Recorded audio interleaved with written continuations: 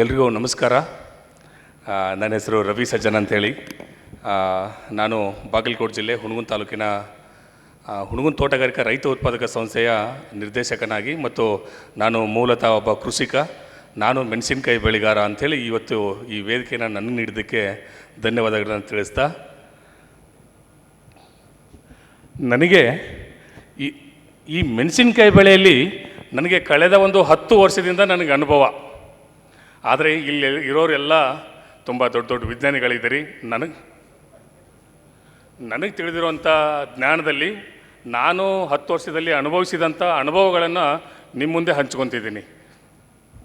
ಇಲ್ಲಿ ಚಿಲ್ಲಿ ನಾವು ಕಳೆದ 10 ವರ್ಷದಿಂದ ನಮ್ಮ ಭಾಗದಲ್ಲಿ ಏನಿತ್ತಂದರೆ, ಮುಂಚೆ ಒಂದು ಸಾಂಪ್ರದಾಯಿಕ ಬೆಳೆವಾಗಿರಲಿಲ್ಲ ಚಿಲ್ಲಿ. ನಮ್ಮಲ್ಲಿ ಹುಣಗುಂತಲಲ್ಲಿ ಏನೋ ಟ್ರೆಡಿಷ್ನಲ್ ಕ್ರಾಪ್ ಆಗಿರಲಿಲ್ಲ. ಬಟ್ ಇತ್ತೀಚಿನ ದಿನಗಳಲ್ಲಿ ನಮಗೆ ಒಂದು ಮಾರುಕಟ್ಟೆ ವ್ಯವಸ್ಥೆ, ಈ ರೈತ ಉತ್ಪಾದಕ ಸಂಸ್ಥೆ ಬಂದ ಮೇಲೆ ಇಲ್ಲಿರುವಂಥ ರೈತರಿಗೆ ಒಂದು ಮಾರುಕಟ್ಟೆ ಸಿಕ್ಕ ಮೇಲೆ ಇದು ಒಂಥರ ಸಾಂಪ್ರದಾಯಿಕ, ಅಂದರೆ ನಾನ್ ಟ್ರೆಡಿಷ್ನಲ್ ಕ್ರಾಪ್ ಇರೋದನ್ನ ಟ್ರೆಡಿಷ್ನಲ್ ಕ್ರಾಪ್ ಅಂತ ಹೇಳಿ ಬೆಳೀತಾ ಇದ್ವಿ. ಕಳೆದ ವರ್ಷ ಸುಮಾರು ನಮ್ಮ ತಾಲೂಕಲ್ಲಿ ಒಂದು 26,000 ಹೆಕ್ಟರ್ ಪ್ರದೇಶದಲ್ಲಿ ಮೆಣಸಿನಕಾಯಿ ಬೆಳೀತಾ ಇದ್ವಿ. ಅದರಲ್ಲಿ ಸುಮಾರು ಒಂದು 45% ನಾವು ಒಂದು ಮಾರುಕಟ್ಟೆ ವ್ಯವಸ್ಥೆಯನ್ನು ರೈತರಿಗೆ ಕೊಟ್ಟಿದ್ದೀವಿ. ಈ ರೈತ ಉತ್ಪಾದಕ ಸಂಸ್ಥೆಯಲ್ಲಿ ಬಹುಮುಖ್ಯವಾಗಿ ಬೇಕಾಗಿರುವಂಥದ್ದು ರೈತರಿಗೆ ಬೆಳೆಗಿಂತ ಹೆಚ್ಚು ನನ್ನ ಅನುಭವದಲ್ಲಿ ಒಂದು ಮಾರುಕಟ್ಟೆ ವ್ಯವಸ್ಥೆ. ಆ ಮಾರುಕಟ್ಟೆ ವ್ಯವಸ್ಥೆಯಲ್ಲಿ ನಾವು ಬೆಳೆದಂಥ ಬೆಳೆ ಹೇಗೆ ಗುಣಮಟ್ಟದಾಗಿರಬೇಕು ಅಂತಂತೇಳಿ ನಾವು ಬೆಳಗಿಂದ ಮಾತಾಡ್ತಾ ಇದ್ದೀವಿ ಎಕ್ಸ್ಪೋರ್ಟ್ ಬಗ್ಗೆ. ನಾವು ಎಕ್ಸ್ಪೋರ್ಟ್ ಬಗ್ಗೆ ನಾವು ಎಲ್ಲಿ ಜರಿತಾ ಇದ್ದೀವಿ ಅಂದರೆ, ಎಲ್ಲಿ ಸೋಲ್ತಾ ಇದ್ದೀವಿ ಅಂತಂದರೆ, ಒಂದು ಪೆಸ್ಟಿಸೈಡಲ್ಲಿ ಮಾತ್ರ ನಾವು ಸೋಲ್ತಾ ಇರೋದು. ನಾವು ಹೇಳಿದ್ವಿ ಇಷ್ಟೊತ್ತನ ಒಂದು ತುಂಬ ಡಾಕ್ಟ್ರು ಪ್ರೆಸೆಂಟೇಷನಲ್ಲಿ ತೋರಿಸಿದ್ರು, ಯುರೋಪ್ ಯೂನಿಯನಲ್ಲಿ ಏನು ಆಗ್ತಾಯಿದೆ, US ಅಲ್ಲಿ ಏನಾಗ್ತಾಯಿದೆ, UK ಏನು ಸ್ಟ್ಯಾಂಡರ್ಡ್ಗಳು ಕೊಟ್ಟಿದ್ದಾರೆ. ಬಟ್ ನಾವು ಅದನ್ನು ಎಲ್ಲ ಪಾಸ್ ಮಾಡ್ಬೋದು. ಆದರೆ ಇಂಡಿಯನ್ FICC ಪಾಸ್ ಮಾಡೋದು ಎಷ್ಟು ಕಷ್ಟ ಅಂತಂತೇಳಿ ನೋಡಿರಿ. ಇಂಡಿಯನ್ FICC ಪಾಸ್ ಆಗುತ್ತೆ, ನೀವು ಯುರೋಪ್ ಪಾಸ್ ಮಾಡ್ಬೋದು ನಾವು ಈಸಿಯಾಗಿ. ಇಂಡಿಯನ್ FICC ಎಷ್ಟು ಸ್ಟ್ಯಾಂಡರ್ಡ್ ಇದೆ ಅಂತಂತಂದರೆ, ಯಾರು ಇಂಡಿಯನ್ FICC ಬೀಟೇ ಮಾಡೋಕ್ಕಾಗಲ್ಲ. ಏನಾದರೂ ಇಂಡಿಯಾದಲ್ಲಿ US, UK, Europe Indian FICC pass ಆಗೋದಂದರೆ ಅದು ಹುಣಗುಂದ FPO ಮಟೀರಿಯಲ್ ಒಂದೇ ಇರೋದು. ನಾನು ಯಾಕೆ ಹೇಳ್ತಾ ಇದ್ದೀನಿ ಅಂತಂದರೆ, ಎಲ್ಲರೂ ಎಕ್ಸ್ಪೋರ್ಟ್ ಮಾಡ್ತಿದ್ದಾರೆ. ಎಕ್ಸ್ಪೋರ್ಟ್ ನಮ್ಮದು ಏನಿದೆ ಟಾರ್ಗೆಟು, ನಮ್ಮದು ಆಗಲೇ ಸರ್ದು ವೆಂಕಟರಮಣ್ ಸರ್ PPTಯಲ್ಲಿ ತೋರಿಸಿದ್ರು. ನಮ್ಮ ಉತ್ಪಾದನೆ ಇರೋದೆಷ್ಟು, ನಮ್ಮ ಹತ್ರ ಎಕ್ಸ್ಪೋರ್ಟ್ ಆಗ್ತಿರೋದು ಎಷ್ಟು, ಉಳಿದಿದ್ದು ಯಾರು ತಿಂತಾ ಇದ್ದಾರೆ? ನಾವು ಇಂಡಿಯನ್ FICC ಸ್ಟ್ಯಾಂಡರ್ಡೇ ನೋಡ್ತಾ ಇಲ್ಲ ಅಂತಂದಮೇಲೆ ನಾವು ತಿನ್ನೋದು ಏನಂಗಾದರೆ? ನಾವು ಬೇಕಾಗಿರೋದು ಮುಂಚೆ ನನ್ನ ರೀಚ್ ಗೋಲ್ ಏನಿದೆಯಲ್ಲ, ನಾವು ಇಂಡಿಯನ್ FICC ಬೀಟ್ ಮಾಡಿಸಿ. ಈ ಕಾನ್ಫರೆನ್ಸಲ್ಲಿರುವಂಥ ಎಷ್ಟು ವಿಜ್ಞಾನಿಗಳು ಬೆಳಗ್ಗೆ ಇದ್ದರು, ಸಂಜೆ 6 ಗಂಟೆ ಆದಮೇಲೆ ಅವ್ರಿಗೇನು ಕ್ಲಾಸಸ್ ಇಲ್ಲ, ಏನಿಲ್ಲ, ಇರ್ಬೋದಲ್ಲ, 1 ಅವರ್ ಇರ್ಬೋದಾಗಿತ್ತು ಅಂತೇಳಿ ನನ್ನ ಅಭಿಪ್ರಾಯ. ನಾನು ಯಾರ ವೈಯಕ್ತಿಕವಾಗಿ ಮಾತಾಡ್ತಿಲ್ಲ, ನಾನು ಒಂದು ನನ್ನ ವ್ಯವಸ್ಥೆ ಬಗ್ಗೆ ಮಾತಾಡ್ತಾ ಇದ್ದೀನಿ. ಯಾರೂ ಮನಸ್ಸಿಗೆ ಹಚ್ಕೋಬೇಡ್ರಿ, ಹಚ್ಕೊಂಡ್ರೂ ನಾನು ಏನು ಮಾಡೋಕ್ಕಾಗೋಲ್ಲ. ಇದು ಸಿಸ್ಟಮ್ಮು. ಈ ಸಿಸ್ಟಮಲ್ಲಿ ನಾವು ಹೆಂಗೆ ಕೆಲಸ ಮಾಡ್ತಿದ್ವಿ ಅಂದಾಗ, ಈ ಚಿಲ್ಲಿ ಕಾನ್ಫರೆನ್ಸಲ್ಲಿ ನಾವು ನೋಡ್ತಿದ್ವಿ, ಬರೀ ಬಳ್ಳೆಣಿಕೆದಲ್ಲಿ ಇದ್ದೀವಿ ನಾವು ಇವತ್ತು. ಸಂಜೆ after 5 o'clock we have no class, no research, no work. ತೊಂದರೆ ಇಲ್ಲ, ಇರಲಿ, ಅವ್ರವ್ರಿಗೆ ಇಂಟ್ರೆಸ್ಟ್ ಇಲ್ಲ ಅಂತಂದ್ರೂ ನಾವು ಏನು ಮಾಡೋಕ್ಕಾಗಲ್ಲ. ಇವತ್ತು ದೇಶದಲ್ಲಿ ಎಷ್ಟು ಎಕ್ಸ್ಪೋರ್ಟ್ ಹೋಗ್ತಾ ಇದೆ ಅಂತೇಳಿ ನೋಡ್ತಾ ಇದ್ವಿ. ಕಂಪೇರ್ ಟು ರಾಯಚೂರು, ಬಳ್ಳಾರಿ ನಾವು ನೋಡಿದ್ರೆ, ನಾವು ಮೋರ್ ದೆನ್ 80% ನಾವು ಪೆಸ್ಟಿಸೈಡ್ ಫರ್ಟಿಲೈಸರ್ನ ಬಳಕೆ ಕಡಿಮೆ ಮಾಡ್ತಾಯಿದ್ವಿ. ಇವತ್ತು ಬಾಗಲಕೋಟಲ್ಲಿ ಅಂತ ಬೆಳೆಯುವಂಥ ಚಿಲ್ಲಿ ಐತಿಹಾಸಿಕ ಮಟ್ಟದಲ್ಲಿ ಇವತ್ತು ಗುರುತಾಗ್ತಾ ಇದೆ. ನಮಗೆ ಬೇಕಾಗಿರುವಂಥ ಸಹಕಾರ ಈ ಮೇಳದಿಂದ ನಿಮ್ಮಲ್ಲಿರುವಂಥ ಜ್ಞಾನಗಳನ್ನು ರೈತರಿಗೆ ಮುಟ್ಟಿಸ್ರಿ ಅಂತ ಹೇಳ್ತಾ ಇದ್ದೀನಿ. ನಾವ್ಯಾರೋ ಕ್ವಶನ್ ಕೇಳಿ ಕಾಂಟ್ರವರಿ ಮಾಡಿಸಿ ನಾನು ಯಾರೋ ನೀವ್ಯಾರೋ ಅಂತೇಳಿ ನಾವು ಯಾವುದೂ ಬಡ್ದಾಡೋಕ್ಕೂ ಬಂದಿಲ್ಲ. ನಾನು ನಿಮ್ಮನ್ನು ಯಾರನ್ನೂ ಮನಸ್ಸು ನೋಯ್ಸೋಕ್ಕೂ ಬಂದಿಲ್ಲ. ನನಗಿರುವಂಥ ನೋವು ನಾನು ಯಾವತ್ತೂ ಇಲ್ಲಿ ಮಟ್ಟ ಬರೋವನ್ನಲ್ಲ, ಈ ವೇದಿಕೆಗಳನ್ನ ಹಂಚ್ಕೊಳೋವಲ್ಲ. ನನಗೆ ತಿಳುವಂಥ ಜ್ಞಾನ ನಿಮ್ಮ ಜೊತೆ ಅಷ್ಟೊಂದು ಟೆಕ್ನಿಕಲ್ಲು ಸೈಂಟಿಫಿಕ್ ಆಗಿ ನನಗೆ ಮಾತಾಡೋಕ್ಕಾಗಲ್ಲ. ಸರ್ ನೆಕ್ಸ್ಟ್ ಸ್ಲೈಡ್, ಇದು ವರ್ಕ್ ಆಗುತ್ತಾ? ಓಕೆ. ನನಗೆ ರೈತ ಉತ್ಪಾದಕ ಸಂಸ್ಥೆ ಯಾಕೆ ಮಾಡ್ಕೊಂಡ್ವಿ ಅಂತಂದಾಗ, ನಾನು ಕೃಷಿ ಪದವೀಧರ. ನಾವು ಲ್ಯಾಂಡ್, ಲೇಬರ್, ಕ್ಯಾಪಿಟಲ್ ಆರ್ಗನೈಸೇಷನ್ ಬಗ್ಗೆ ಓದ್ತಿದ್ದೀವಿ. ನಮ್ಮ ಹತ್ರ ಲ್ಯಾಂಡ್ ಇದೆ, ಲೇಬರ್ ಇದೆ, ಕ್ಯಾಪಿಟಲ್ ಅಂತೂ ಜಾಸ್ತಿನೇ ಇದೆ, ಎಲ್ಲರ ಹತ್ರನೂ ಇದ್ದಾವೆ. ಅದು ಯಾಕೆ ಇಲ್ಲ ಅಂತೇಳಿ ಹೇಳ್ಕೊತಾ ಇದ್ದೀವಿ. ಅದಕ್ಕೆ ಒಂದು ಮಾರುಕಟ್ಟೆ ಮಾಡೋಕ್ಕೆ ಒಂದು ಆರ್ಗನೈಸೇಷನ್, ಒಂದು ಸಂಸ್ಥೆ ಬೇಕು ಅಂತೇಳಿ. ಆ ಸಂಸ್ಥೆಗಳು ಯಾವುದ್ಯಾವುದೋ ರೀತಿಯಲ್ಲಿ ಇದ್ದಾವೆ. ಒಂದು ಈ ಪ್ಯಾಕ್ಸ್ ಅಂತೇಳಿ ಕರಿತೀವಿ, ಪ್ರಾಥಮಿಕ ಕೃಷಿ ಪತ್ತಿನ ಬ್ಯಾಂಕ್ಗಳು ಇದ್ದಾವೆ, ಸಹಕಾರಿ ಸಂಘಗಳು SSG ಅಂತೇಳಿ ಇದ್ದಾವೆ. ಇವಾಗ FPOಗಳು ಅಂತೇಳಿ ಬಂದು, ಯಾಕಂತಂದರೆ ಈ FPOಗಳು ಇನ್ನೂ ರಾಜಕೀಯ ಬಂದಿಲ್ಲ. ಈ ರಾಜಕೀಯಗಳು ಬಂದರೆ ಆಗಳು ಎಲ್ಲ ವ್ಯವಸ್ಥೆಗಳು ಬದಲಾಗುತ್ತದೆ. ಹಾಗಾಗಿ ಈ ರೈತ ಉತ್ಪಾದಕ ಸಂಸ್ಥೆಯಿಂದ ನಾವು ಒಗ್ಗಟ್ಟಾಗಿ ಸುಮಾರು ಕಳೆದ ವರ್ಷ ನಾವು ಒಂದು 5,000 ಎಕರೆ ಮೆಣಸಿನಕಾಯಿ ನೋಡ್ತಾ ಇದ್ದೀವಿ. ನಾವು ಬಟ್ ಒಂದು ಸಂಸ್ಥೆಗೆ ಎಷ್ಟು ಕೆಲಸ ಮಾಡ್ತಿದ್ದಲ್ಲ, ಒಂದು ಸಣ್ಣ ರೈತ ಉತ್ಪಾದಕ ಸಂಸ್ಥೆ ಅದಕ್ಕಿಂತ ಹೆಚ್ಚು ಕೆಲಸ ಮಾಡಿ ತೋರಿಸಿದ್ದೀವಿ. ಇನ್ನೊಂದು ಸರಿ ಹೇಳ್ತೀನಿ, ನಾನು ಯಾರ ವೈಯಕ್ತಿಕವಾಗಿ ಮಾತಾಡ್ತಾ ಇಲ್ಲ, ನಮ್ಮಲ್ಲಿರುವಂಥ ವ್ಯವಸ್ಥೆ ಬಗ್ಗೆ ಮಾತಾಡ್ತಾ ಇದ್ದೀನಿ. ಇದನ್ನು ನನ್ನ ಪ್ರೆಸೆಂಟೇಷನ್ ಮುಗಿಯೋವರೆಗೂ ನೆನ್ಪಿಟ್ಕೊಳ್ಳಿ. ನೆಕ್ಸ್ಟ್ ಪ್ರೆಸೆಂಟೇಷನ್ ಬಂದವ್ರಿಗೆ ಅವ್ರಿಗೆ ಬಿಟ್ಟಿದ್ದು. ನನಗೆ ಇಲ್ಲಿವರೆಗೆ ಇರುವಂಥ ರೈತ ಉತ್ಪಾದಕ ಸಂಸ್ಥೆ ಹೇಳಬೇಕಂದ್ರೆ, ನನ್ನ ರೈತ ಉತ್ಪಾದಕ ಸಂಸ್ಥೆ ಕಳೆದ ಒಂದು 8 ವರ್ಷಗಳಿಂದ ಒಂದು ತುಂಬ ದೊಡ್ಡದಾಗಿ ರಾಜ್ಯದಲ್ಲಿ ಅಥವಾ ರಾಷ್ಟ್ರ ಮಟ್ಟದಲ್ಲಿ ಒಂದು ಕೆಲಸಗಳನ್ನು ಮಾಡ್ಕೊಂಡು ಬರ್ತಾ ಇದೆ. ಈ ರೈತ ಉತ್ಪಾದಕ ಸಂಸ್ಥೆ ಪ್ರತಿಯೊಂದು ಇತಿಹಾಸ ಸೃಷ್ಟಿಸುವಂಥ ಮಾಡುವಂಥ ಕೆಲಸ ಇದೆ. ರಾಜ್ಯದಲ್ಲಿ ಅತಿ ಹೆಚ್ಚು ಮಸಾಲೆ ಪದಾರ್ಥನ ರಫ್ತು ಮಾಡಿದಂಥ ಒಂದು ರೈತ ಉತ್ಪಾದಕ ಸಂಸ್ಥೆ. ರಾಜ್ಯದಲ್ಲಿ ಮೊದಲು ಕನಿಷ್ಠ ಬೆಂಬಲ ಬೆಲೆ ಯೋಜನೆಯಡಿಯಲ್ಲಿ ಬೆಳೆಗಳನ್ನು ಖರೀದಿ ಮಾಡುವಂಥದ್ದು ಒಂದು ರಾಜ್ಯದಲ್ಲಿ ಅತಿ ಕೃಷಿ ಉತ್ಪನ್ನಗಳ ಖರೀದಿ ಮಾಡಿದಂಥ ಸಂಸ್ಥೆ ಹುನಗುಂದ FPO ಇದೆ. ಯಾಕಂದರೆ ಕಳೆದ ವರ್ಷ ನಾವು ಸುಮಾರು 15,000 ಟನ್ನಷ್ಟು ಕೃಷಿ ಉತ್ಪನ್ನಗಳ ನೋಟಿಫೈಡ್ ಕಮಾಡಿಟೀಸ್ನ ಖರೀದಿ ಮಾಡಿದಂಥ ಹೆಗ್ಗಳಿಕೆ ಈ ರೈತ ಉತ್ಪಾದಕ ಸಂಸ್ಥೆಗಿದೆ. ಯಾಕಂದರೆ ಈ FPOಗಳ ಬಗ್ಗೆ ಹೇಳ್ಕೊಂತ ಹೋದಾಗ ಪ್ರತಿಯೊಂದು ರೈತ ಉತ್ಪಾದಕ ಸಂಸ್ಥೆ, ಯಾಕಂದರೆ ನನಗಿಂತ ಮುಂಚೆ ಇನ್ನೂ 1300 FPOಗಳು ಇದ್ದಾವೆ, ಅವರೆಲ್ಲನೂ ಇದ್ದಾರೆ. ಅವ್ರು ಏನು ಮಾಡ್ತಿದ್ದಾರೆ ಅಂತೇಳಿ ಅದನ್ನು ನಾವು ಸ್ಟಡಿ ಮಾಡೋಣ. ನೆಕ್ಸ್ಟ್ ಅವ್ರ ಕೋರ್ ಆ್ಯಕ್ಟಿವಿಟೀಸಲ್ಲಿ ನಾವು ಹೇಳ್ತಿದ್ವಿ, ರೈತ ಉತ್ಪಾದಕ ಸಂಸ್ಥೆ 2018ರಲ್ಲಿ ನೋಂದಣಿ ಆಯಿತು. ಅದಾದಮೇಲೆ ಪ್ರತಿ ಕಾರ್ಯಚಟುವಟಿಕೆಯಲ್ಲಿ ಬಂತು. ನಾವು 4 ಭಾಗಗಳನ್ನು ಕೆಲಸಗಳನ್ನು ವಿಂಗಡಣೆಯಾಗಿ ಮಾಡ್ತಾಯಿದ್ವಿ. ಇದನ್ನು ಎಲ್ಲರೂ ಮಾಡುವಂಥದ್ದೇ, ಇದೇನು ನಾನೇನು ಹೊಸದೇನು ಮಾಡ್ತಿಲ್ಲ. ರೈತರಿಗೆ ಮೂಲವಾಗಿ ಒಂದು ಕಾಸ್ಟ್ ಆಫ್ ಕಲ್ಟಿವೇಷನ್, ಕೃಷಿ ವೆಚ್ಚವನ್ನು ಯಾವುದರಲ್ಲಿ ಕಡಿಮೆ ಮಾಡ್ಬೋದು ಅಂತಂತೇಳಿ ಒಂದು ನಮ್ಮಲ್ಲಿ ಇರುವಂಥ ಇನ್ಪುಟ್ಗಳನ್ನು ನೇರವಾಗಿ ಗುಣಮಟ್ಟದ ರೈತ ಇರುವಂಥ ಇನ್ಪುಟ್ಗಳನ್ನು ರೈತರಿಗೆ ಒಂದು ಯೋಗ್ಯ ದರದಲ್ಲಿ ಕೊಡುವಂಥದ್ರಲ್ಲಿ ಕೃಷಿ ವೆಚ್ಚಗಳನ್ನು ಕಡಿಮೆ ಮಾಡ್ಬೋದು. ಯಾಕಂದರೆ ಅದೇ ಒಂದು ಅಂದರೆ ನಾವು ಬಳಕೆಗಳನ್ನು ಕಡಿಮೆ ಮಾಡ್ತಾಯಿಲ್ಲ. ಬೇರೆ ಕಡೆ ನಾವು agriculture total cost of cultivation ನೋಡಿದಾಗ ಅದರಲ್ಲಿ 30% ಇನ್ಪುಟ್ ಖರ್ಚೆ ಜಾಸ್ತಿ ಬರ್ತಾಯಿದೆ. ಅದನ್ನು ನಾವು ಕಡಿಮೆಗಳನ್ನು ಮಾಡ್ತಾಯಿದ್ವಿ. ಮತ್ತು ನಮ್ಮಲ್ಲಿರುವಂಥ ಕಸ್ಟಮರ್ ಹೈರಿಂಗ್ ಸೆಂಟರ್ಗಳು, ಏನು ನಮ್ಮಲ್ಲಿರುವಂಥ ಸುಮಾರು ಲೋಕಲ್ಲಾಗಿ ಸ್ಥಳೀಯವಾಗಿ ಏನು ಬೇಕಾಗಿರುವಂಥ ಯಂತ್ರೋಪಕರಣಗಳನ್ನು ರೈತರಿಗೆ ನಾವು ಬಾಡಿಗೆ ರೂಪದಲ್ಲಿ ಕೊಡ್ತಾಯಿದ್ದೀವಿ. ಮತ್ತು ನಮ್ಮಲ್ಲಿ ಔಟ್ಪುಟ್ ಅಂತ ಕರಿತೀವಿ, ನಾವು ಬೆಳೆದಂಥ ಉತ್ಪನ್ನಗಳನ್ನು ನಾವು ನೇರವಾಗಿ ರೈತರನ್ನ ಅಥವಾ ರೈತ ಉತ್ಪಾದಕ ಸಂಸ್ಥೆಗಳಿಂದ ನೇರವಾಗಿ ಕಂಪ್ನಿಗಳಿಗೆ ಒಂದು ಒಡಂಬಡಿಕೆ ಮಾಡಿಕೊಂಡು ಒಂದು ಮಾರುಕಟ್ಟೆ ಮಾಡುವಂಥ ವ್ಯವಸ್ಥೆ. ಹಾಗೆ ಜನತೃಪ್ತಿ ಅಂಥೇಳಿ ನಮ್ಮದೊಂದು ರೀಟೇಲ್ ಬ್ರ್ಯಾಂಡ್ ಇದೆ. ಆ ರೀಟೇಲ್ ಬ್ರ್ಯಾಂಡ್ನ ನಾವು ನೇರವಾಗಿ ಗ್ರಾಹಕರಿಗೆ ಒಂದು ಮುಟ್ಟಿಸುವಂಥ ನಮ್ಮದೊಂದು ಬ್ರ್ಯಾಂಡ್ಗಳನ್ನ ನಾವು ಮಾಡ್ಕೊಂಡಿದ್ವಿ. ಇಲ್ಲಿ ಕೋರ್ ಆ್ಯಕ್ಟಿವಿಟೀಸ್ ನೋಡಿದಾಗ ಪ್ರತಿಯೊಂದನ್ನು ನಾವು ಚಿಲ್ಲಿ ಬಗ್ಗೆ ಮಾತಾಡಿದಾಗ ನಾವು ಹೇಳ್ತಿದ್ವಿ, ಇಲ್ಲಿ ಏನು ಅಪ್ಲಾಟಾಕ್ಸಿನ್ ಏನು ಬರ್ತದೆ ಎಲ್ಲ. ಅಂದರೆ ನಮ್ಗೆ ಯಾರು ಹೇಳೋರೇ ಬೇಕಾಗಿಲ್ಲ. ನಾವು ಯಾವ ತಡ್ಪಲಲ್ಲಿ ಒಣಗಿಸ್ಬೇಕು, ಯಾವ ಮಣ್ಣಲ್ಲಿ ಒಣಗಿಸ್ಬೇಕು, ಆ ಮಣ್ಣು ಮೊಸರು ಹೆಂಗಿರಬೇಕು, ಅದು ಮಣ್ಣಲ್ಲಿ ಹಾಕಿದ್ರೆ ಏನಾಗುತ್ತಾ, ಅದು ಯಾವ ಟೈಮಲ್ಲಿ ಪಿಕ್ ಮಾಡಬೇಕು, ಅದನ್ನು ಇನ್ನೂ ಮೊಸರಿದ್ದ ಪಿಕ್ ಮಾಡಿದ್ರೆ ಏನಾಗುತ್ತೆ, ಫುಲ್ಲು ಗಿಡದಲ್ಲಿ 90% ಡ್ರೈ ಆದಮೇಲೆ ಪಿಕ್ ಮಾಡಿದ್ರೆ ಏನಾಗುತ್ತೆ. ಯಾಕಂದರೆ ಈ ಕಾನ್ಫರೆನ್ಸಿಂದ ನಾವು ಬಯಸೋದು ಏನಂತಂದರೆ, ಈ ಮೂಲ ಸಮಸ್ಯೆಗಳು ಏನಿದಾವಲ್ಲ, ಅಂದರೆ ಮೂಲ ಸಮಸ್ಯೆ ಅಂದರೆ ದೊಡ್ಡದು ಬೇಡ ನಮಗೆ. ನಿಮ್ಮ ಪ್ರಕಾರ ದೊಡ್ಡದಂದ್ರೆ ಏನಂತಂದರೆ, ಅಪ್ಲಾಟಾಕ್ಸಿನ್ ಬಂದರೆ ಹೆಂಗೆ, ಪೋರ್ಟಲ್ ರಿಜೆಕ್ಟ್ ಆದರೆ ಹೆಂಗೆ, ಕಂಟೈನರ್ ರಿಜೆಕ್ಟ್ ಆದರೆ ಹೆಂಗೆ, ಅವ್ನು ಪೇಮೆಂಟ್ ಮಾಡಲಿ, ಇದು ನಿಮ್ಮ ದುಡ್ಡಿಗೆ ಇರುವಂಥ ವಿಚಾರ. ಬಟ್ ರೈತರಿಗೆ ಬೇಕಾದ್ರು ಅಂದರೆ ಯಾವ ತಾಡ್ಪತ್ರೆಯಲ್ಲಿ ಒಣಗಿಸ್ಬೇಕು, ಯಾವ ಮಣ್ಣಲ್ಲಿ ನೆಲಕ್ಕೆ ಮೆಣಸಿನ್ಕಾಯಿ ಹಾಕಬೇಕು, ಈ ಮೂಲ ಇಲ್ಲಿಂದನೇ ಹೊರಗೆ ಹೋಗ್ತಾ ಇಲ್ಲ. ಯೂನಿವರ್ಸಿಟಿ ಬಾಗ್ಲನ್ನೇ ದಾಟ್ತಿಲ್ಲ ಅಂತಂದಮೇಲೆ ನಾವಿನ್ನೇನು ನದಿಗೆ ಹೋಗಿ ಜಳಕ ಮಾಡ್ಬೋದು ಅಂತದೈತೆ. ನಾವು ಬಾಗ್ಲ ದಾಟಿದ ಮೇಲೆ ಹೊರಗಿಂದ ಊರು ಅಂಗಳ ಕಾಣಿಸುತ್ತೆ ಅಂತೇಳಿ ನನ್ನ ಅನಿಸಿಕೆ. ನೆನಪಲ್ಲಿ ಇಟ್ಕೊಳ್ಳಿ, ಆಗಲೇ ಏನು ಹೇಳಿದ್ನಿ ಅಂತೇಳಿ.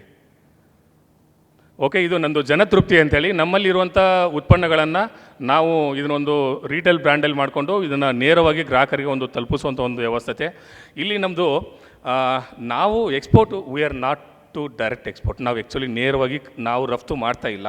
ನಾವು ರಫ್ತುದಾರಗಳಿಗೆ ಒಂದು ಒಳ್ಳೆ ದೊಡ್ಡ MNC ಕಂಪ್ನಿ ಜೊತೆಗೆ ನಾವು ಕೆಲಸ ಮಾಡ್ತಾಯಿದ್ವಿ. ನಾವು ಅಲ್ಲಿವರೆಗೂ ಎಕ್ಸಾಂಪಲ್ಲು, ನಾವು ಆಣಿಯನ್ನು ಟುಟುಕೊರಿಯನ್ ಪೋರ್ಟ್ಗೆ, ಮಲೇಷ್ಯಾ, ಶ್ರೀಲಂಕಾ ಹೋಗ್ಬೇಕಾದ್ರೆ ನಾವು ಅಲ್ಲಿವರೆಗೂ ಕೊಡ್ತೀವಿ. ಯಾರಾದರೂ ವಾಸಿ ಪೋರ್ಟಿಗೆ ಇದ್ದರೆ ನಾವು ವಾಸಿ ಪೋರ್ಟ್ವರೆಗೂ ನಾವು ಚಿಲ್ಲಿ ಕೊಡ್ತೀವಿ, ಕೊಚ್ಚಿನ್ ಕೊಡ್ತಿದ್ವಿ. ಆ ಜೊತೆಗೆ ನಾವು ಎಕ್ಸ್ಪೋರ್ಟ್ರ್ ಜೊತೆಗೆ ಒಂದು ವರ್ಕ್ ಮಾಡ್ತಾಯಿದ್ವಿ. ಯಾಕಂದರೆ ನಮಗೆ ಗೊತ್ತಾಗ್ತಿದೆ, ಆಗಲೇ ಲಾಸ್ಟ್ ಇಯರ್ 24 ಯುರೋಪಿಯನ್ ಪೆಸ್ಟಿಸೈಡ್ದು ಚೇಂಜ್ ಆಯಿತು ಬಳಕೆಗಳು.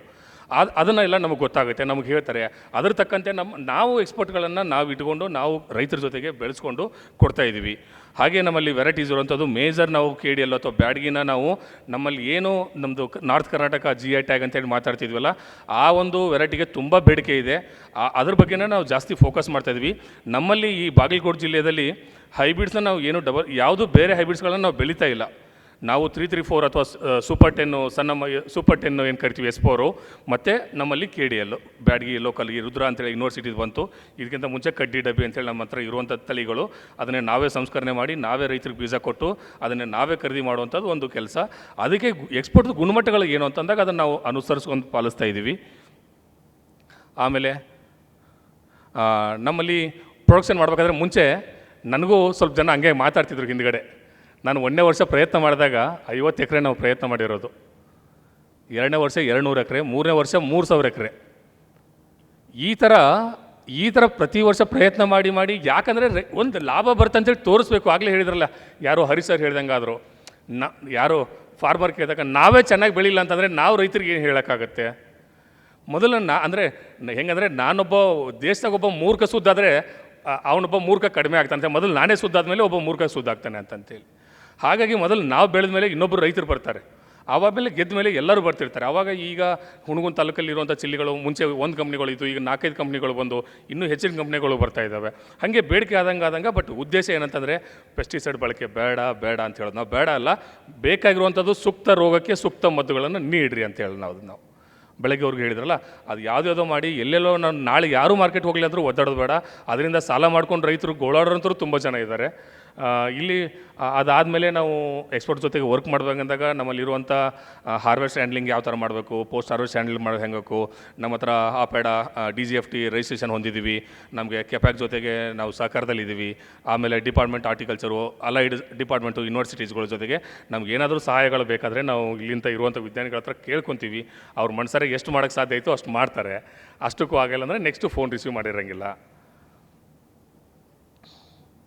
ಆಮೇಲೆ ನಾನು ಆವಾಗಲೇ ಹೇಳ್ದಂಗೆ ಸುಮಾರು ನಾನು ಕಳೆದ ವರ್ಷ ಒಂದು 840 ಟನ್ನಷ್ಟು ನಾವು ಮೆಣಸಿನ್ಕಾಯಿನ ಹ್ಯಾಂಡಲ್ ಮಾಡಿದ್ದೀವಿ. ನಾವು ರೈತ ಉತ್ಪಾದಕ ಸಂಸ್ಥೆಯಲ್ಲಿ 800 ಟನ್ ಅಂದರೆ ಸುಮಾರು ನನಗನ್ಸಿದ ಮಟ್ಟಿಗೆ ತುಂಬ ದೊಡ್ಡ ಕ್ವಾಂಟಿಟಿ ಅಂತೇಳಿ ಅನಿಸ್ಕೋಬೋದು. ಬಟ್ ಈ ವರ್ಷ ಸ್ವಲ್ಪ ಏರಿಯಾ ಕಡಿಮೆ ಇದೆ, ಏನಾಗುತ್ತೋ ನೋಡೋಕ್ಕೆ. ಆಮೇಲೆ ನಾವು ಇಲ್ಲಿವರೆಗೂ ಒಂದು 4 ಟೋಟಲ್ 7 ಅವಾರ್ಡಲ್ಲಿ 4 ನ್ಯಾಷನಲ್ ಅವಾರ್ಡ್ ಆಗಿದೆ, 2 ಸ್ಟೇಟ್ ಅವಾರ್ಡ್ ಆಗಿದೆ. ಹಾಗೆ ಜಿಲ್ಲೆಯಲ್ಲಿ ಕರ್ನಾಟಕದಲ್ಲಿ ನಮ್ಮದು ಒಟ್ಟು 9 ಪ್ರೊಕ್ಯೂರ್ಮೆಂಟ್ ಸೆಂಟರ್ಗಳಿದ್ದಾವೆ ಬೇರೆ ಬೇರೆ ಜಿಲ್ಲೆಯಲ್ಲಿ across Karnataka. We have 9 procurement centres.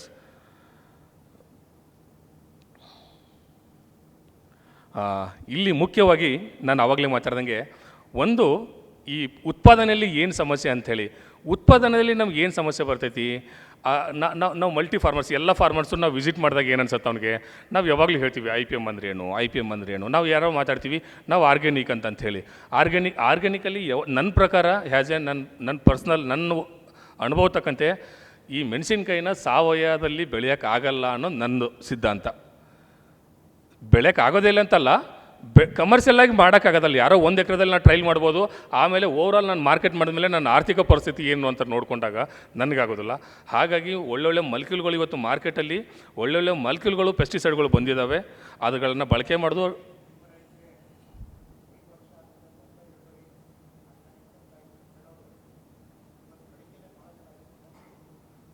ನನಗೊಬ್ಬರು ಸಿಕ್ಕಿದ್ರು ಸರ್. ಫುಲ್ ತಳ್ಳು ಹಾಕೋದು ಬೇಡ, ಬಟ್ ಒಳ್ಳೊಳ್ಳೆ ರೈತರು ಮಾಡೋರು ಇದ್ದಾರೆ. ನಾನು 5 ವರ್ಷ ಆದಮೇಲೆ ಒಳ್ಳೆ ಇಳುವರಿ ಬರ್ತಾ ಇದೆ. ನಾನು ಖಂಡಿತ ಸಹಕಾರ ನೀಡ್ತಾ ಇದ್ದೀನಿ. ಆದರೆ ನಾವು ಸೋತ್ರೆ ನಮ್ಮ ಹಿಂದೆ ಯಾರೂ ಬರಲ್ಲ, ನಾನು ನೋಗೋಸ್ಕರ ನಾನು ಹೇಳ್ತಾ ಇದ್ದೀನಿ ಸರ್. ನಾವೇನಾದರೂ ಇವತ್ತು ಪ್ರಯತ್ನ ಮಾಡ್ತಾ ಇದ್ವಿ ಆರ್ಗ್ಯಾನಿಕ್ ಅಂತೇಳಿ, ಅಥವಾ ಯಾರೋ ಪ್ರಮೋಟ್ ಮಾಡ್ತಾರೆ ಅಂತೇಳಿ ನಾವು ಮಾಡೋಕ್ಕೆ ಸಿದ್ಧಾಗಿದ್ದೀವಿ. ಆದರೆ ಒಂದು ಸರಿ ಕೈ ಸುಟ್ಕೊಂಡ್ರೆ ಅದರಿಂದ ರಿಕವರ್ ಆಗಿ ಹೊರಗೆ ಬರೋಕ್ಕೆ ಎಷ್ಟು ಅನುಭವಿಸ್ಬೋದು ಅಂತಂದರೆ ನಾನು ಅದಕ್ಕೋಸ್ಕರ ಹೇಳ್ತೀನಿ. ಇವತ್ತು ಆಗಲೇ ಹೇಳಿದರು ಯೂಟ್ಯೂಬ್ ನೋಡಿ ಎಷ್ಟೊಂದು ಅಗ್ರಿಕಲ್ಚರ್ ಮಾಡೋದಾಗಿದ್ರೆ ಒಂದಿಷ್ಟು ದಿವಸ ನಡೀತು. ಈ ಗ್ಲೂಕೋಸ್ನ ಎಲ್ಲ ಹುಯಿ ಅಂತೇಳಿ ಗ್ಲೂಕೋಸ್ನ ಚಿಲ್ಲಿಗೆ ಸ್ಪ್ರೇ ಮಾಡಿದರು. ಮೆಡಿಕಲ್ದಾಗ ಗ್ಲೂಕೋಸ್ ಸಿಗಲಿಲ್ಲ, ನೀವು ನೆನಪಿರ್ಬೇಕು ನೋಡಿಬೇಕಾದ್ರೆ. ಆಮೇಲೆ ಈ ಮೊಟ್ಟೆ ಎಡಿಬಲ್ ಆಯಿಲ್ನ, ಎಗ್ಗು ಎಡಿಬಲ್ ಆಯಿಲ್ನ ಎಲ್ಲ ಮಿಕ್ಸಿಗೆ ಹಾಕೋದಂತೆ ಎಲ್ಲ ಸ್ಪ್ರೇ ಮಾಡೋದು. ಓಕೆ, ನಾನು ಬೇಡ ಅಂದಿಲ್ಲ, ಏನೋ ವಿಜ್ಞಾನ ಇರ್ಬೋದು, ನಾನು ಬೇಡ ಅಂತ ಅಂದಿಲ್ಲ. ಆದರೆ ಯಾಕೆ ಹೇಳ್ತಿದ್ದೀನಿ ಅಂದರೆ, ಒಬ್ಬರು ನುರಿತರುವಂಥ ಅನುಭವದೋಸ್ತರ ಹಿರಿಯರು ನೀವೇನು ಇದಿರಲ್ಲ, ನಿಮ್ಮ ಹಿರಿಯರುಗಳಿಂದ ನಾವು ತಿಳ್ಕೊಂಡು ಬಾಳೆ ಮಾಡುವಂಥದ್ದು ಭಾಳ ಐತಿ. ನಾನು ಯಾವುದೋಗೋಸ್ಕರ ಥ್ಯಾಂಕ್ ಯು ಸರ್. ಅಂದರೆ ಬೇಗ ಮುಗಿಸಂತ ಹೇಳ್ತಾ ಇದ್ರಿ. ಓಕೆ, ಇನ್ನೊಂದು 2 ಸ್ಲೈಡ್ ಇದೆ, ಮುಗಿಸ್ತೀನಿ ಖಂಡಿತ. DCGC ಬಂದಾಗ ನಾವು ಯಾವ ಥರ ಮೇಂಟೈನ್ ಮಾಡ್ತೀವಿ ಅಂತಂದೇಳಿ, ವೆದರು ಪ್ರೊಡಕ್ಷನಲ್ಲಿ ತುಂಬ ಈ ವೆದರ್ ಸಪೋರ್ಟ್ ಮಾಡಬೇಕಾದ್ರೆ ತುಂಬ ಕಷ್ಟ ಇದೆ. ನಮ್ಮಲ್ಲಿ ಹವಾಮಾನ ವೈಪರೀತ್ಯಗಳು ಭಾಳ ಬರ್ತವೆ. ಆ ಪ್ರೊಡಕ್ಷನ್ ಚಾಲೆಂಜ್ಗಳನ್ನ ಏನೂ ಮಾಡೋಕ್ಕಾಗಲ್ಲ. ಈ ವರ್ಷದ ಮಳೆಯಲ್ಲಿ ನಾವು ಚಿಲ್ಲಿದಲ್ಲಿ ತುಂಬ ಅಸಹಾಯಕರಾದ್ವಿ, ಏನೂ ಸಾಧನೆ ಮಾಡೋಕ್ಕಾಗಲಿಲ್ಲ. ನೆಕ್ಸ್ಟು ಬಂದರೆ ಪೋಸ್ಟ್ ಹಾರ್ವೆಸ್ಟ್ ಚಾಲೆಂಜಲ್ಲಿ ಅಲ್ಲಿ ಏನಂತಂದರೆ ಪ್ರಾಪರ್ ಆದಂಥ ಡ್ರೈ ಯಾರ್ಡ್ ಇರಬೇಕು. ಆ ಥರ ಪ್ರಾಪರ್ ಆದ ಡ್ರೈ ಯಾರ್ಡ್ಗಳನ್ನ ಹೆಂಗೆ ಕ್ರಿಯೇಟ್ ಮಾಡ್ಕೋಬೇಕು, ಯಾಕಂದರೆ ಒಳ್ಳೆ ಆಲ್ಮೋಸ್ಟ್ 85 to 90% ನಾವು ಡ್ರೈ ಆದಮೇಲೆ ಪಿಕ್ಕಿಂಗ್ ಮಾಡ್ತೀವಿ. ಅದಕ್ಕಿಂತ ಬಿಫೋರ್ ಮಾಡಿದಾಗ ಏನಂತಲ್ಲ, ಒಂದು 2-3 ಸರಿ ಮುಚ್ಚಿದಾಗ ಹ್ಯೂಮಿಡಿಟಿ ಆಗಿ ಕ್ರಿಯೇಟ್ ಆಗಿ ಅಥವಾ ಹೀಟ್ ಕ್ರಿಯೇಟ್ ಆಗಿ ಅದು ಅಫ್ಲಾಟಾಕ್ಸಿನ್ ಬಂದು ಅಥವಾ ಸ್ವಲ್ಪ ರಾಟ್ನಿಂಗ್ ಬಂದು ಅದು ಕೊಳೆ ಫಂಗಸ್ ಸ್ಟಾರ್ಟ್ ಆಗುತ್ತೆ, ಅಲ್ಲಿ ಸ್ವಲ್ಪ ಡಿಸ್ಕಲರ್ ಆಗ್ಬೋದು. ಹಾಗಾಗಿ ನಾವು ಅದನ್ನು ಪೋಸ್ಟ್ ಹಾರ್ವೆಸ್ಟ್ ಮ್ಯಾನೇಜ್ಮೆಂಟಲ್ಲಿ ನೋಡ್ತೀವಿ. ನೆಕ್ಸ್ಟು ಕಾಂಪ್ಲೆಕ್ಸ್ ಬಯರ್ ಕೋಆರ್ಡಿನೇಷನ್ ನೋಡ್ತೀವಿ ನಾವು. ಅಲ್ಲಿ ಏನು ಮುಖ್ಯ ಅಂತಂತಂದರೆ ನಾವು ಆ ಒಬ್ಬ ಏನು ಚಾಲೆಂಜ್ ತೊಗೊಂಡಿದ್ದೀವಿ ಅಂತಂದರೆ, ಇವನ್ ಇನ್ಕ್ಲೂಡಿಂಗ್ ಡಾಕ್ಯುಮೆಂಟೇಷನ್ ಸಪೋರ್ಟ್ ಇರ್ಬೋದು ಅಥವಾ ನಮ್ಮಲ್ಲಿರುವಂಥ ಇವನ್ GST ಕೂಡ ಆಗಿರ್ಬೋದು, ಪ್ರತಿಯೊಂದೂ ಅದೊಂದು ಕೂಡ ನಮಗೆ ಚಾಲೆಂಜಸ್ ಆಗಿರುತ್ತೆ. ಇನ್ನು ನೆಕ್ಸ್ಟು ಮುಖ್ಯವಾಗಿ ಬಂದರೆ ಮಾರ್ಕೆಟ್ ಆ್ಯಂಡ್ ಫೈನಾನ್ಷಿಯಲ್ ಚಾಲೆಂಜು. ಒಂದು ಮಾರುಕಟ್ಟೆಯಲ್ಲಿ ಏನು ಇವತ್ತು ರೈತನಿಗೆ ಏನಂತಂದರೆ, ನಾನು ಕೊಟ್ಟು ಬಿಟ್ಟಿದ್ದೀನಿ, ನಂಗೆ ದುಡ್ಡು ಬಂದರೆ ಸಾಕು ಅಂತಂತೇಳಿ. ಎಪ್ಪಿ ಹೋದ್ರೆ ಅಷ್ಟೇ, ನನ್ನ ಹತ್ರ ಯಾರು ಖರೀದಿ ಮಾಡ್ದಲ್ಲಪ್ಪ ಅವ್ರಿಗೆ ನೀಟಾಗಿ ಚೆಂದಾಗಿ ರೊಕ್ಕ ಕೊಟ್ಬಿಟ್ಟು ಸಾಕು, ನಾನು ರೈತರು ಕೊಟ್ಟರೆ ಸಾಕು ಅಂತಂತೇಳಿ. ಅದೇ ಥರ PO ಉಳಿತು, PO ತೊಗೊಂಡು ನಾಳೆ ಪ್ರೊಡಕ್ಷನ್ ಮಾಡಿದ್ವಿ, ಎಕ್ಸಸ್ ಬಂತು, ನಾನು ಯಾರು ತೊಗೊಳ್ಳಿಲ್ಲ ಅಂತಂದಾಗ ಆ ಮಾರುಕಟ್ಟೆಯಲ್ಲಿ ತುಂಬ ಸಮಸ್ಯೆಗಳು ಜಾಸ್ತಿ ಆಗ್ತವೆ. ಪ್ರೈಸು ಫಿಕ್ಸ್ ಪ್ರೈಸ್ ಅಂತೂ ಯಾವುದೂ ಇರಲ್ಲ, ಬೇಸ್ಡ್ ಆನ್ ಮಾರ್ಕೆಟ್ ಪ್ರೈಸಲ್ಲೇ ಚಿಲ್ಲಿ ಅಂತ ಒಂದು ಖರೀದಿ ಮಾಡುವಂಥದ್ದು.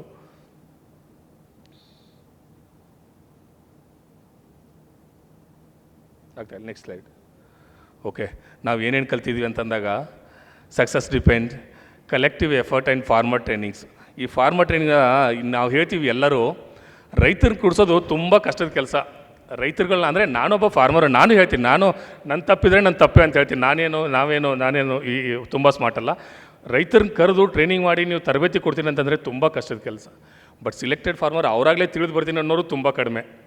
ಬಟ್ ಇನ್ನು ನಾವು ಮುಡ್ಸೋದು ಹೆಂಗೆ ರೈತರಿಗೆ ಅಂತ ಹೇಳಿ, ಆ ರೈತರುಗಳಿಗೆ ನಾವು ತರಬೇತಿ ಕೊಡುವಂಥದ್ದು ತುಂಬ ಕಷ್ಟ. ಬಟ್ ವಿಲೇಜ್ ಲೆವೆಲಲ್ಲಿ ನಮಗೆ ರೈತ ಆಸಕ್ತ ಗುಂಪು FIG ಅಂತೇಳಿ ಫಾರ್ಮರ್ಸ್ ಇಂಟ್ರೆಸ್ಟೆಡ್ ಗ್ರೂಪ್ ಅಂತ ಇರ್ತವೆ. ಆ 20 ಮೆಂಬರ್ ಈಚ್ ಗ್ರೂಪಲ್ಲಿ ನಾವು ಆ ಈಚ್ ಗುಂಪನ್ನ ಕಮ್ಯುನಿಕೇಟ್ ಮಾಡ್ತೀವಿ. ಬೇಗ ನಮ್ಮದು ಮೆಸೇಜ್ಗಳು, ಆ ಸಂದೇಶ ಅವ್ರಿಗೆ ಹೋಗಲಿ ಅಂತಂತೇಳಿ 20 ಜನ ಗ್ರೂಪ್ ಮಾಡಿ ಅವ್ರಿಗೆ ಒಂದು ತರಬೇತಿಗಳನ್ನು ಕೊಡುವಂಥದ್ದು. ಆಮೇಲೆ ನಮ್ಮಲ್ಲಿ ಇರುವಂಥ ನಂಬಿಕೆ, ನಾನು ನಂಬಿಗಸ್ತ ಅಂತೇಳಿ ಹೆಂಗೆ ಗೊತ್ತಾಗುತ್ತೆ, ನಾನು ನಿಮಗೆ ಮುಂಜಾನೆದು ಕಮಿಟ್ಮೆಂಟ್ ಆಗಿರ್ತೀನಿ, 50 ಟನ್ ಕೊಟ್ಟಿರ್ತೀನಿ ಅಂತ ಹೇಳ್ತೀನಿ, ಅವ್ರ ಬಾಸಿಗೆ 50 ಟನ್ ಬರುತ್ತೆ ನಾಳೆ ಅಂತಂತ ಹೇಳಿರ್ತಾರೆ. ನಾನು ಕೊಡಲಿಲ್ಲ ಅಂತಂದರೆ ನೆಕ್ಸ್ಟ್ ಇಯರ್ ನನ್ನ ಹತ್ರ ಯಾರು ಖರೀದಿದಾರನೂ ಬರಲ್ಲ. ಆ ಖರೀದಿದಾರನ ಹತ್ರ ನಾವು ಹೆಂಗೆ ವಿಶ್ವಾಸ ಉಳಿಸ್ಕೋಬೇಕು ಅಂತೇಳಿ ನಾವು ಕಲ್ತಿದ್ವಿ. Importance of quality assurance and transparency. ಆ ಪಾರದರ್ಶಕತೆ ಅನ್ನೋದು ಏನು ಇಲ್ಲಿ ವ್ಯವಹಾರದಲ್ಲಿ ಮುಖ್ಯವಾಗಿರುತ್ತೋ, ಅಷ್ಟೇ ಗುಣಮಟ್ಟ ಮತ್ತು ಪಾರದರ್ಶಕತೆ ಎರಡೂ ಭಾಳ ಮುಖ್ಯವಾಗಿರ್ತವೆ. ನಾವು ಅದನ್ನು ಕಲ್ತಿದ್ದೀವಿ. ಆಮೇಲೆ adaptation of modern drying processing, ಅದು ಏನು ನಾವು ಆಗಲೇ ಹೇಳಿದ್ವಲ್ಲ, ಆ ಮಾಡರ್ನ್ ಹೊಸ ಟೆಕ್ನಾಲಜಿಗಳು ಬರ್ತವೆ. ಸನ್ ಡ್ರೈಗಳು ಈಗ ಹೆಂಗೆ ಬಂದಿದ್ದಾವೆ, ಸನ್ ಡ್ರೈಯಲ್ಲಿ ಅದರೊಳಗಡೆ ಹಾಕಿಬಿಟ್ರೆ ಈಗ ಸನ್ ಡ್ರೈರ್, ಈ ಸೋಲಾರ್ ಡಿಹೈಡ್ರೇಷನ್ ಯೂನಿಟ್ ಇದ್ವಲ್ಲ, ಅದೇ ಥರ ಚಿಲ್ಲಿ ಡ್ರೈಗಳು ಮಾಡೋ ಬಂದಿದ್ದಾವೆ. ಆ ಥರದ್ದು ಏನಾದರೂ ಸ್ವಲ್ಪ ಟ್ರೈಲ್ ನೋಡ್ತಾ ಇದ್ವಿ. ಇನ್ನೂ ಅಡಾಪ್ಟೇಷನ್ 100% ಆಗಿಲ್ಲ. ಸಪೋರ್ಟು ನಮಗೆ UHS ಆಗಿರ್ಬೋದು ಅಥವಾ EVS, KVK ಯೂನಿವರ್ಸಿಟೀಸ್ ಡಿಪಾರ್ಟ್ಮೆಂಟ್ಗಳ ಸಪೋರ್ಟು ಸಹಕಾರಗಳಿಂದನೂ ನಾವು ಸ್ವಲ್ಪ ತಿಳ್ಕೊಂಡಿದ್ದೀವಿ.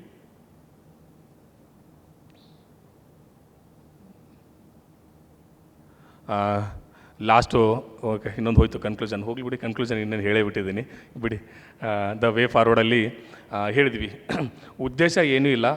ನಮ್ಮಲ್ಲಿರುವಂಥವ್ರು, ನಾವು ರೈತರು ಏನು ನಾವು ಇವತ್ತು IPM ಅಂತ ಏನು ಬಳಸ್ತಿದ್ದೀವಲ್ಲ, ಅದನ್ನು ಬಿಟ್ಟು ಇಂಡಿಯನ್ FICC ಪಾಸ್ ಹೋಗುವಂಥದ್ದು, ಎಲ್ಲರಿಗೂ ಸಿಗುವಂಥ ಮೆಣಸಿನ್ಕಾಯಿ ಪೌಡ್ರು ಎಲ್ಲರಿಗೂ ಸಮವಾಗಿ ಊಟದಲ್ಲಿ ಅದು ಸಿಗಲಿ ಅನ್ನೋದು ನನ್ನ ಬಯಕೆ, ಮತ್ತೇನೂ ಇಲ್ಲ. ಅದನ್ನು ಪಾಸ್ ಆಗೋದನ್ನ ನಾನು ಹೊರಗಡೆ ಕಳಿಸ್ತೀನಿ, ಫೇಲ್ ಆಗೋದನ್ನ ನಾನು ಇಲ್ಲಿ ಮಾರ್ಕೆಟ್ಗೆ ಹೋಗ್ತೀನಿ, ನಾನು ಇದನ್ನು ಪೌಡ್ರ್ ಮಾಡಿ ಪ್ಯಾಕ್ ಮಾಡಿ ನಮ್ಮ ಮನೆಗೆ ಕೊಡ್ತೀನಿ ಅನ್ನೋದು ಆ ಉದ್ದೇಶದಿಂದ ಬೇಡ ಅಂತಂಥೇಳಿ ಲಾಸ್ಟಿಗೆ ನಾವು ಗ್ಲೋಬಲ್ ಸರ್ಟಿಫೈಡ್ ಮಾಡ್ತೀವಿ. ಅದು ಗ್ಯಾಪು ಅವೆಲ್ಲ ಇದ್ದಾವೆ. ಅವೆಲ್ಲ ರೈತರು, ಯಾಕಂದರೆ ಅವರು ಅದನ್ನೆಲ್ಲ ವಿಜ್ಞಾನಿಗಳು ಹೇಳಿಬಿಟ್ಟಾರೆ. ಈಗ ಅದನ್ನು ಅನುವರ್ಸೋಟ್ರಿಲ್ಲ, ಅದ್ರ ಬಗ್ಗೆ ಜಾಸ್ತಿ ಮಾಡೋದು ಬೇಡ. ರೈತ ಉತ್ಪಾದಕ ಸಂಸ್ಥೆ ಎಷ್ಟು ಅದರ ಸೀಮಿತವಾದಂಥ ಕೆಲಸಗಳ ಕಾರ್ಯಾಚರಣೆಯಲ್ಲಿ ಅನುಭವದಲ್ಲಿ ಇದ್ದಾವಲ್ಲ, ಅದನ್ನು ಹೇಳ್ತಿದ್ದೀನಿ. ಕನ್ಕ್ಲೂಷನ್ನು ಫೀಲ್ಡು ಓಕೆ, ಇಷ್ಟೊತ್ತನ ಹೇಳ್ದಂಗೆ ಅದರಲ್ಲಿ ಎಲ್ಲ ಪಾಯಿಂಟ್ಸು ಕವರ್ ಆಗಿದೆ. Next okay, next slide, last close. ಬದುಕು ಸರಳ ಸ್ವಚ್ಛಂದವಾಗಿರಲಿ ಅಂಥೇಳಿ ನನಗೆ ಇವತ್ತಿನ ರಾಷ್ಟ್ರೀಯ ಮೆಣಸಿನಕಾಯಿ ಮೇಳದಲ್ಲಿ ನನಗೊಂದು ರೈತ ಉತ್ಪಾದಕ ಸಂಸ್ಥೆಗೆ ಒಂದು ಅವಕಾಶ ಕೊಟ್ಟರು. ಹಾಗೆ ಇದನ್ನು ಆರ್ಗನೈಸ್ ಮಾಡಿದಂಥ ಆರ್ಗನೈಸ್ ಕಮಿಟಿಗೆ ಮತ್ತು ಎಲ್ಲ ಹಿರಿಯ ವಿಜ್ಞಾನಿಗಳಿಗೆ ನಾನು ಥ್ಯಾಂಕ್ಸ್ ಹೇಳ್ತಾ ಇದ್ದೀನಿ. ವಂದನೆಗಳು. Although I could not understand anything, but I could feel that something good is going on. So thank you. And Dr. Tikku has, I think, a question. Just I am reminded of something that I experienced in the 90s. I used to go to Mexico every year for my trials for tomatoes. So I met one, his name was Canellos. He was in Culiacan, Mexico. He had 5,000 hectares of tomato, 5,000 hectares of peppers. He used to spray it with the airplane. And every year, they do the same sowing like in Karnataka. February is the harvesting time. And when after harvest is over, he will go to Europe for doing next year if there is something new happening in this. So I am inspired by, I congratulate you for what you are doing. Why I want to say is, now I come to the point what I want to say. I said yesterday that we need extension. He is saying no, he needs to know what they are doing and it is not reaching to your place and the farmers. That Canellos had, for his whole, he had one agronomist PhD from US University. He was the overall in charge of the cultivation of that whole 10,000 hectares. And every 100 acres, they had one agronomist. And they had labor colonies inside those schools for the labor and their children. So something like that is going to happen. I see, so far the only FPO that had impressed me was Sahyadri, and now I am equally impressed with you. You are the next big Thank you guy. so much. Thank you very much. Thank you. Please, I would like it to be, this is how our extension needs. He needs 3,000 acres. We should calculate how many people he needs to get the agronomy right. I am sure he will double his output with the existing genotypes. Thank you. Thank you so much. Thank you, sir. ನಮ್ಮ ಬಾಗಲಕೋಟೆ ಮತ್ತು ವಿಶ್ವವಿದ್ಯಾನಿಲಯ ಮತ್ತು ಎಲ್ಲರ ಪರವಾಗಿ ನೀವು ಒಂದೆರಡು ಮಾತನ್ನು ಹೇಳಿದ್ರಿ. ನಾನು ನಿಮಗೂ ಒಂದು ಮಾತನ್ನು ಹೇಳಲಿಕ್ಕೆ ಬಯಸ್ತೇನೆ. ಏನು ಬಯಸ್ತೇನೆ ಅಂತಂದರೆ, ಕೆಲವು ಸರಿ ರೈತರೇ ಯೂನಿವರ್ಸಿಟಿಗೆ ಮಾದರಿಯಾಗಿರ್ಬೋದು. ಯಾಕಂದರೆ ರೈತರಿಂದ ಕಲಿಯೋದು ಬೇಕಾದಷ್ಟಿದೆ. ರೈತರು ಅವರು ಮಾಡ್ತಿರ್ತಕ್ಕಂತಹ ಅನೇಕ ಸಂಶೋಧನೆಗಳು, ಅವರಲ್ಲಿ ಇರತಕ್ಕಂತಹ ಸ್ಪಂದನೆ, ಆ ಒಂದು ಯಾವ ಒಂದು ಅದು ಮೆಣಸಿನ್ಕಾಯಿ ಇರ್ಬೋದು, ಬೇರೆ ಯಾವುದನ್ನು ಬೆಳಿತೀರ ನೀವು, ನಮ್ಮ ಭೂಸ್ಪರ್ಶ ಮತ್ತು ಸಸ್ಯ ಸ್ಪರ್ಶ ಎರಡೂ ಮತ್ತು ವ್ಯಾವಹಾರಿಕ ಜ್ಞಾನ. ಯಾಕೆ ನೀವು ಇಲ್ಲಿ 6 ಗಂಟೆ ಮೇಲೆ 5 ಗಂಟೆ ಮೇಲೆ ಯಾರು ಕೂತ್ಕೊಂಡಿಲ್ಲ ಅಂದರೆ ಅವ್ರ ಸಂಬಳ ಗ್ಯಾರಂಟಿ. ನಿಮಗೇನು ಅಂತಂದರೆ, ದಿನ ಬೆಳಗಾದರೆ ನಿಮಗೆ ಒಂದು ಯೋಚನೆ ಇರುತ್ತೆ, ನಿಮಗೆ FPO ಹೇಗಿರುತ್ತೋ, ನಾಳೆ ಹೇಗಿರುತ್ತೋ, ಏನು ಮಾಡಬೇಕು, ಈ ಯೋಚನೆಗಳೆಲ್ಲ ಅನೇಕವಾಗಿರ್ತವೆ. ಆದ್ದರಿಂದ 24 ಗಂಟೆ ಮಲ್ಕೊಂಡಾಗಲೂ ಕೂಡ ಯೋಚನೆ ಬರುತ್ತೆ. ನಾನು ನಿಮಗೆ ಒಂದೇ ಒಂದು ಸಲಹೆ ಏನು ಕೊಡಬಹುದು ಅಂತಂದರೆ, ನಿಮ್ಮ ಒಂದು ಕಾರ್ಯಶೈಲಿ, ನಿಮ್ಮ ಒಂದು ಸಕ್ಸಸ್ ಅಂತ ಏನು ಹೇಳ್ತೀವಿ, ಅದು ಬೇರೆ ತಾಲೂಕುಗಳಿಗೂ ಕೂಡ ಹಮ್ಮಿಕೊಳ್ಳಿ. ಬೇರೆ ತಾಲೂಕುಗಳಿಗೆ ನೀವು ಮಾದರಿ ರೈತರಾಗಿ, ನಿಮ್ಮಂಥ ಅನೇಕ FPOಗಳು ನಮ್ಮ ಈ ರಾಜ್ಯದಲ್ಲಿ, ಈ ತಾಲೂಕಿನಲ್ಲಿ ಹುಟ್ಕೊಳ್ಳಿ. ಆದ್ದರಿಂದ ಬೇರೆಯವರಿಗೆ ಸ್ಫೂರ್ತಿ ಸಿಗಲಿ, ಆದ್ದರಿಂದ ಬೇರೆಯವರಿಗೆಲ್ಲರೂ ಒಳ್ಳೆಯದಾಗಲಿ ಅಂಥೇಳಿ, ಅದೇ ರೀತಿ ನಮ್ಮ ಬಾಗಲಕೋಟೆ ಹಾರ್ಟಿಕಲ್ಚರ್ ವಿಶ್ವವಿದ್ಯಾನಿಲಯವರು ಕೂಡ ಇವರಿಗೆ let them I have no problem if you should have no problem if he is given half an acre or 1 acre of land, whereby even on a particular day when you do the Kshetrotsava, give that land to him, let him grow the crop, and let him say that whatever he has done as an FPO, you say that how an FPO can bring about that kind of success, and other things should be a recognition to the FPO through an actual demonstration and honoring the FPO in this particular case. Very happy to see that the youth inspiring again, coming back to agriculture, especially an agriculture graduate. May 1,000 flowers bloom. Thank you.